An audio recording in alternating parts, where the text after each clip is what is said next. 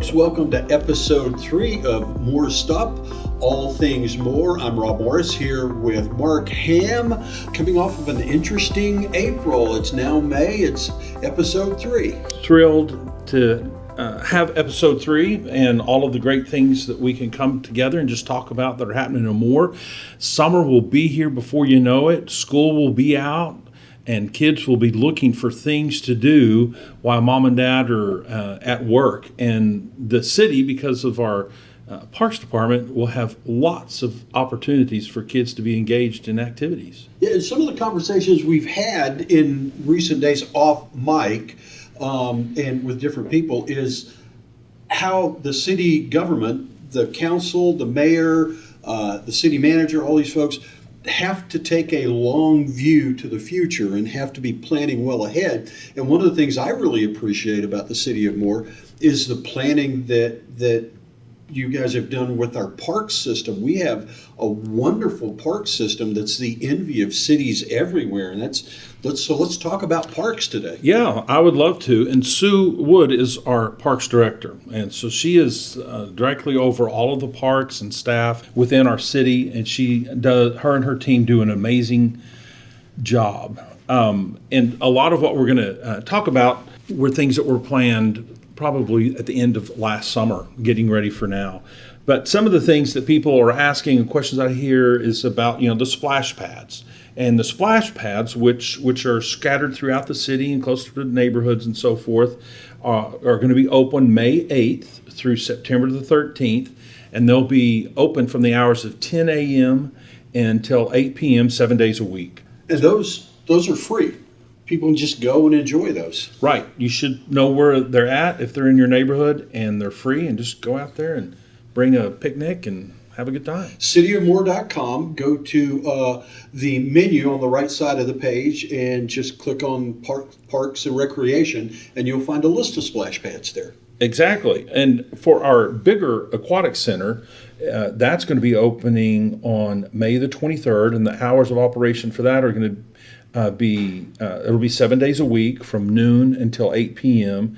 And then there's some other things that happen, but that will all be posted on the city's webpage, or you can go to the Parks and Rec social media page, and they'll be putting those events on there as well. And you'll also find, again, I keep punching the City of Moore's website, but go to the Parks and Recreations, the Aquatic Center, you'll find a place to sign up for things like swim lessons, special events. There's the daddy-daughter swim event in June. There are all sorts of things going on that aren't just go out and slide down the slides and swim in the pool and splash. Right. They have a full-out summer camp. I'm not going to talk too much about the hours because I don't know, but it's a Monday through Friday camp for kids.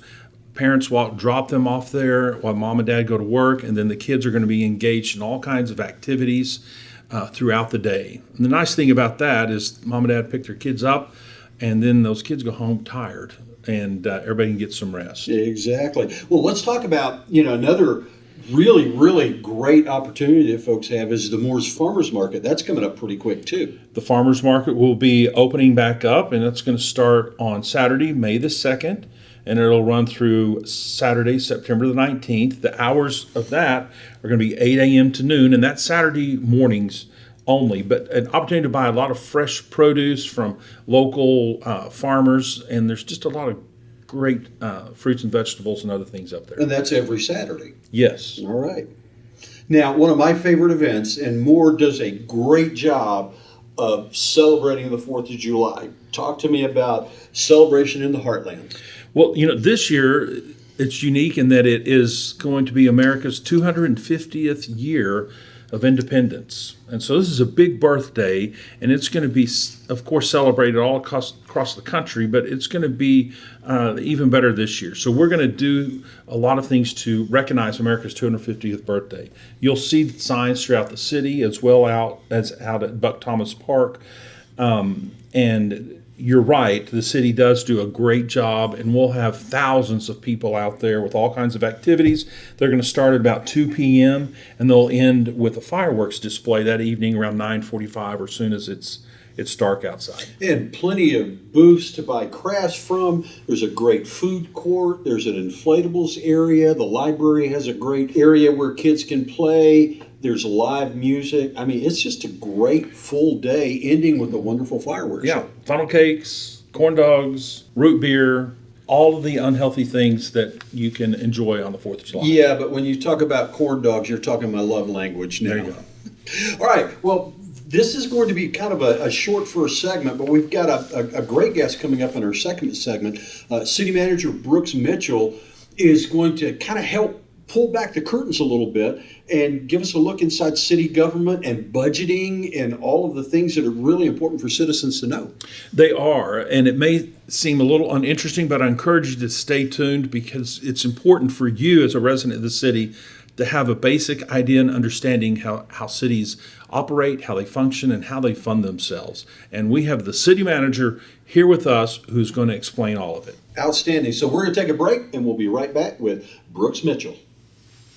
May is Building Safety Month in Moore, and the City of Moore's Community Development Department invites you to visit with city staff to get answers to your questions about construction, permitting, property maintenance, and code enforcement. There will be 4 different opportunities available on Friday, May 8th, Saturday, May 9th, and Wednesday, May 13th. For details on the locations and times, call 405-793-5051, email inspections@cityofmoore.com, or visit the events page at cityofmoore.com.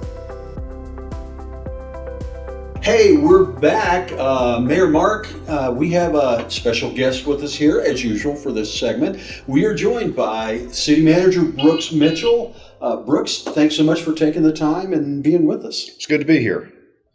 And we are glad to have our city manager. It's probably, or not probably, but it is the most one of the most important positions within the city government, municipal government, how it functions and operates, and the role that the city manager plays. And for folks that don't understand, Brooks, can you kind of give them like a 30,000-foot view of what your responsibilities are?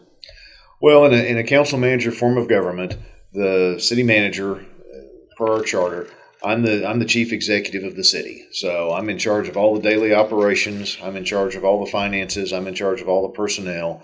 All roads lead to me. And so I take care of the operations and then carry out the policy initiatives from the mayor and council. Would it be fair to say the buck stops with you? Yes. There you go. That's a good way to describe it. Can you give me just an idea of what a typical day might be like for a city manager the size of Moore?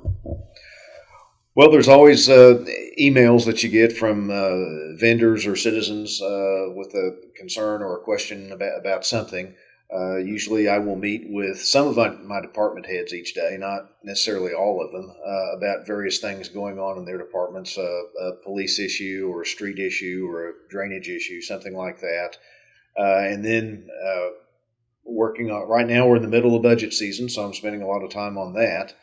And then just other things that come along. So I tend to, I'll be asked to serve on panels from time to time to talk about city operations or give other presentations. So I mean, it's always a full day. Could you explain for the common person about the city budget and how it's made up, where the revenue comes from, who gets what, and how much of it do we actually have to run a city?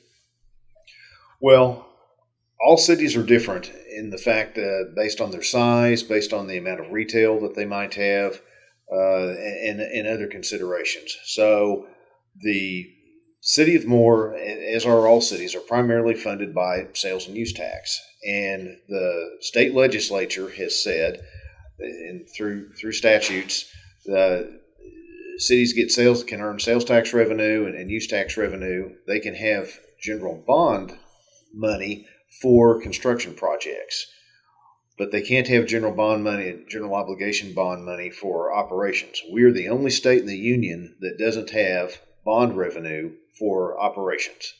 All the other 49 states can do that. And just explain operations in a sentence or two. Operations is payroll, supplies, maintenance, things like that. Okay. And so you have your primary source of funding is your sales and use tax, and the city of Moore, between sales and use tax, is on pace to collect about $40 million this year in fiscal year 26. We've got a couple more months to go, and so we have some other sources of revenue. We have some fees and other things, other monies that we collect. But out of that, we have to pay all of our salaries, all of our other operating costs, all of our benefits, and so it's expensive to run a city. And sales tax is kind of self-explanatory. Use tax would be an example. Can you give us one? Use tax is essentially the sales tax for online goods. So if you order something online and you pay what's called a use tax, but essentially it's the sales tax. Okay, so you buy something through Amazon or whatever, you're paying a tax, and then Amazon submits that to. And it ultimately makes its way to more if it was purchased in the zip code. Yes, Amazon will remit it to the Oklahoma Tax Commission, and then the tax commission sends it to the cities. So sales tax, use tax, there were a few other some fees and things that the city is able to generate a little bit of revenue, but it's around $40 million or so a year. For the sales and use tax, yes. And that's what we have to run and operate the city on day-to-day type functions. Yes, that's the primary source of revenue. So it's a big deal in cities when a major retailer closes. In Moore, we've been fortunate; we really haven't had a lot of that. But you read in other cities where a Walmart or somewhere else will close and relocate in another city. I mean, it's for mid-size and smaller cities. I mean, that's a huge drain on the revenue base. Okay. And could you tell us a little bit about the checks and balances of municipal government, primarily looking at the budgeting side of it? So the city is audited yearly, and what all does that entail? Again, just kind of keeping this for the common person, but I would sometimes get comments from people, well, the city needs to be audited, but we are audited every year, aren't we? Yes, by statute we are. So by statute, the city has to produce a balanced budget each year. So, here in the next month or so, the city council will be asked to vote on our budget for the next fiscal year, and it will have to be balanced. And then once that's done, then it's submitted to the state auditor's office.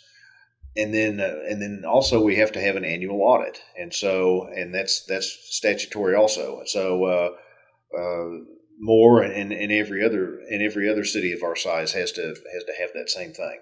Okay, and those audits are presented to the city council, and do we put them online? Yes, our audit and our budget are on our website, and we also have to, once they're done, we submit the audit to the state auditor's office, and it's also on the state auditor's website. Okay, so if somebody's interested and wants to know, they can go to citymoore.com and look for our budget and look for our audit and past audits, or just call your office or contact your city council person, and we'd be happy to explain it in a little bit further detail. What you're saying is it's there. The information is there for anybody that wants to take the time to look for it. It's not hard to find. You just go to the website and you can find it. Yeah, it's there. It's not hard to find. And just to back up for a minute on the sales tax, I mean, that's what cities run on. And people that drive around in Moore and they're at the intersection at 19th and Telephone, and they see all the traffic and they see all the stores. If they come to the conclusion, well, the city of Moore is just rolling in revenue and they've got more money than they know what to do with, well, that's not true. So, for instance, in Moore, we're lucky. I mean, like I said earlier, we'll have about $40 million in sales and use tax this year. Well, 70% of that is spent on public safety. So we've got 30% to run the rest of the city on, just based on the sales tax. And we're fortunate in the fact that we have that cushion. Other cities, some larger than Moore, their public safety costs more than the sales and use tax that they generate. So just because you see a lot of traffic doesn't mean that the city has more money than they can count. Exactly. And just like a lot of households, many of whom are operating on really frugal budgets and have to watch their spending. The city is the same way. We have a limited amount of dollars, and there's always more needs than there is more money. So that again goes back to my first comment about why the city manager's position is so vital and so important, because he is charged, one of his primary responsibilities is creating a budget that our city can live within and operate in, not just because we want to, but because state law says that we have to. Yeah, well, we have to. And the thing about a city with your infrastructure needs and everything else, you're never caught up. And so you have to prioritize. And so because you have to live within your means, that means that some of these projects, some of these street projects, some of these drainage projects, other types of projects, they have to wait, and it can take 2 or 3 years and sometimes longer to get to them just because the revenue is not there. Right. Well, that would lead me into the next question that I want to ask you. And we just recently, in the time that this will be broadcasted, the election was April 7th, and this will come out in May. So we had a 1-cent sales tax proposition that we put before our voters, and we were asking them to vote, and then that was going to be a new method or an alternative method of funding a lot of our infrastructure projects. And it failed. It was pretty close, but it did fail. And so as you look back over that, what concerns do you have, or what are the next steps forward? What are we as a city council, city staff, how are we going to fund our projects? Well, just because the sales tax failed doesn't mean the need for the projects has gone away. So we still have to do them, and we have to figure out how best to pay for them. So the election on April the 7th gave the voters the choice, because historically we've done all of our capital projects through general obligation bonds. And we have sensed the fatigue of the general obligation bonds. The property taxes keep going up, and people are very frustrated with that. And so our proposal was going to do away with the property taxes over time and substitute a sales tax method. And I think really what was the big catch for a lot of people was it was a permanent sales tax, and I think at the end of the day they just were concerned that they wouldn't have the ability to have the same amount of input on the various projects like they've had in the past. And we tried to assure them that the process would remain the same. There just wouldn't be one more election. But I think at the end of the day that's probably what beat it more than anything else. And so now that that's happened, I'm developing proposals and having conversations with the mayor and other council members on how to go forward and what would be the best way. What would be the best way to do this that is best for the citizens and also makes financial sense. And so, we will come up with a couple of proposals that hopefully the citizens can get behind and vote for. Yes, go ahead, Rob. Specific projects, that were talked about during the campaign for the 1-cent sales tax were things like the training center for police and fire. And there were some other things that were tossed about, but I think one of the things I'm curious about, since voters have said, no, we don't want to pay for it, this way, it's still going to have to be paid for in some way. Some of these projects, what are some of the projects that are kind of on the horizon that are necessary or important for the city of Mort? Well, the projects that were part of that sales tax proposal, the initial projects, those are still the first ones on deck. We have 2 drainage projects in the east part of the city on Northeast 20th and Lincoln, and in the Ramblin' Oaks addition, we still have this public safety training facility that's very important. And then also we need the repayment source for the construction we've had to do at the wastewater treatment plant. And what I heard the voters say, and we'll have this conversation with the mayor and the council and others, what I heard the voters say was, we don't like the permanent sales tax. I did not hear the voters say, we don't need these projects. I did not hear the voters say, we love property tax, and so let's just stick with general obligation bonds. So I think there's still the same property tax fatigue. I think there's still the public recognizes that these are still important projects that we need to do. We just need to come up with a different way to fund it so that the public is satisfied with the amount of input that they're going to have on a going forward basis, and that also makes sense financially. Exactly, and I agree with that. And that's a discussion that Brooks, as he said, will have with the mayor and the council. It's not going to be any one person's decision. There's a whole elected council, and if you look at our flow chart, it's the citizens who are at the top of that. Then it goes to the mayor, the council, and to our city manager. So we are constantly evaluating the needs that are going to be at the top of that list. And then the next thing is, how do we fund it? And if it's through a GO bond, well, the council considers those things. And then it ultimately would go to the voters back or for the residents of our city back for a vote to see if they would say yes to that. And, we're not looking to build anything flashy. It's just kind of unfun, but it's just a lot of things that we need, not The urgent need wants. that you talked about, the flooding on Yes. the east side, that's been a problem for a while, Yeah. and really has to be addressed in some way, shape, or fashion. Well, no, I mean the projects, the projects that were presented, these are core infrastructure projects of a city, and it's important for cities to have these things. You have to take care of your drainage. You have to have good streets. You have to have public safety. We would like to do things that are maybe more exciting, but again, that comes down to funding, and that comes down to a proposal. I mean, we've got some proposals out there that we're working on that we'll come forward with eventually. We're just not to that point yet, and so it's just a matter of it's a matter of taking care of your city. I mean, Mayor Hamm, on numerous occasions, I've heard him say, if you don't have a safe city, you don't have a city. Well, he's right. And I think that can be extended further to if you have streets that are impassable, you don't have much of a city.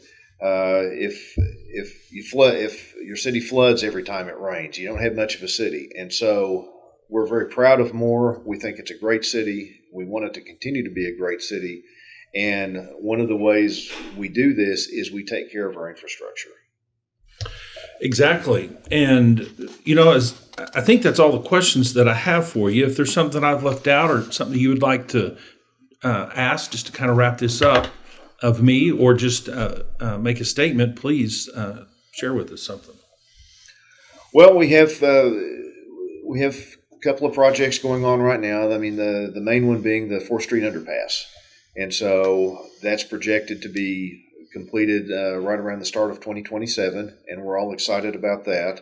That project's been a long time coming, and I just want people to understand that these are hard projects in the fact that the coordination it takes with other entities. So, for instance, the underpass is particularly difficult because not only is it the city of Moore, it's the Oklahoma Department of Transportation, and it's BNSF Railroad. And even though it's our city, we're third in that pecking order. But then along with that and other projects, you have to acquire right-of-way, which is time-consuming. And you have to have utilities relocated, because when a lot of these utilities were put in the ground 50 years ago, it was never imagined Moore would become what it is today. And so there's a lot of coordination that goes into that, and unfortunately it takes a lot of time. So just because, I just hope everyone understands, just because you don't see the bulldozers out there and a lot of dirt turning doesn't mean that nothing's happening. A lot of times it is. It's just not to the construction part yet. And I would just add, part of these GO bond projects, especially when you're rebuilding a road from just basically starting over, is the utility relocation. And we can't touch other entities' utilities. We have to reach out to them, let them know we're going to be doing this. They acknowledge that, and then they put it in their timeline when they'll come and relocate that utility, whether it's a phone line or a gas line or power lines. And often you don't see things happening because we're waiting on them. And then they have not just more to deal with, but the entire metro. So the resources are slim, and it just takes time to get everything ready to go. But once we get that green light, then we start. Exactly. Yeah, we try and move on these projects just as fast as we can. Well, I say this about Brooks, and I mean it. And when I go to bed at night, I don't ever worry about our financial soundness, our standing. We're in good hands, and we are not going to spend money that we don't have. We're not going to hire people and crossing our fingers hoping that the money will be there later. No, we'll have a track record that will indicate that the funds are there to fund those positions of those people that we've hired. And that just comes back to being fiscally conservative, fiscally responsible with taxpayer dollars. We all understand this isn't a public company that's just bringing in millions of dollars from advertisement. It's tax dollars, and we're very careful with how we spend it. So I want to say thank you very much, Mr. Brooks Mitchell, our city manager. And Brooks, if the citizens of our community ever have any questions, are they free to give you a call or send you an email? Oh, absolutely. Please. I mean, that's one of the reasons I'm here, is to answer any questions that citizens may have. So always happy to engage, and please feel free to call or send me an email or come by City Hall. Sounds great. I'll just add my thanks, Brooks. It's been fun getting to know you the years you've been here, and I think you do a great job. I think the city does a great job, and we're going to wrap this segment up, and we'll be right back after this to take one or two of your questions. The City of Moore's 2026 Memorial Day ceremony will be held on Monday, May 25th at Veterans Memorial Park, located at 1900 Southeast 4th Street. The ceremony will begin at 10 a.m. For more information, please call 405-793-5090. Hey, welcome back to our final segment of Moore's Stop. This is where we take questions from the community. And Mayor Mark, we have a couple of questions straight off of social media, hot off of Facebook. Great. I'm going to hit you with the first one. This is from Jeremy Stevenson. He wants to know, what's the best way we as community members can get plugged in and connected to really make a difference? That is a great question, and I'm glad that you asked that. Especially this time of the year, we have multiple boards. So we have a planning commission, we have a parks board, we have a board of adjustment, and a couple of other boards where members of our community, residents who live here and more, volunteer to serve on those committees. We also have a CDBG Community Development Block Grant Committee. And those committees are just made up of people that live here. And in July, we will post vacancies on our city's webpage. I know we're talking a lot about our city's webpage, but that's the heart, and that's where all of the information is at. So in June or in July, if you'll start going there and looking, there will be opportunities for you to complete an application, and then it'll be submitted, and you may or may not get chosen to be a part of one of these committees that you've asked to be on. And those committees are vital. They are appointed positions, whereas my position is elected.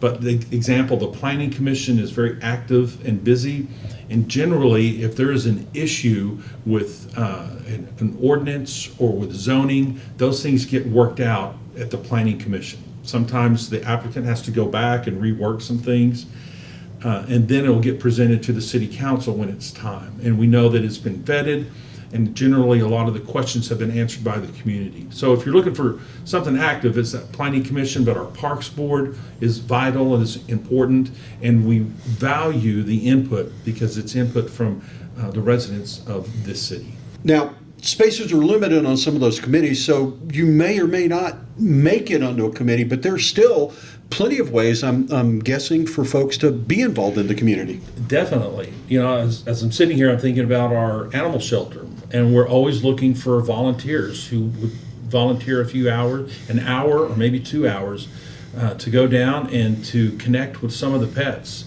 You know, those pets are in kennels.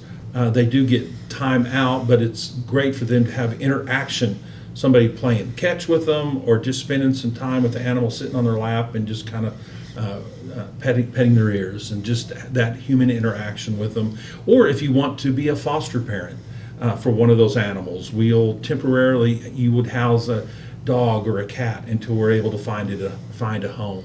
Our police department has volunteers for residents to serve on various organizations within the police department that they have, where you can be part of a crime watch and a community watch. And again, look at the police department for more information about them. And then, of course, just following all of our social media. So we'll do, coming up this month, it'll be in April, so that opportunity won't be there, but it's burgers and badges. The police department is always looking for people to come out who want to help serve food. Following the parks, following the police and the fire,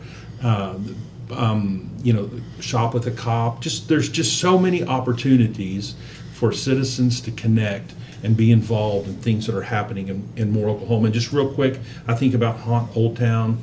I think about the Red Ribbon Parade, and I think about our Christmas parade that we have. So if you're looking to connect, if you want something a little more structured, some of our boards and commissions, if you're just wanting to volunteer a Saturday here or there, the animal shelter, or some of the other things that we mentioned. And again, just to reemphasize, every department has a social media account, especially Facebook, but that's a good place to start. City of Moore, Parks and Recreation, Moore Police Department, Moore Fire Department, the Animal Shelter. Follow those and you'll get lots of announcements that will keep you up on volunteer opportunities. Okay, we're going to wind down with one last question from Catherine Steno.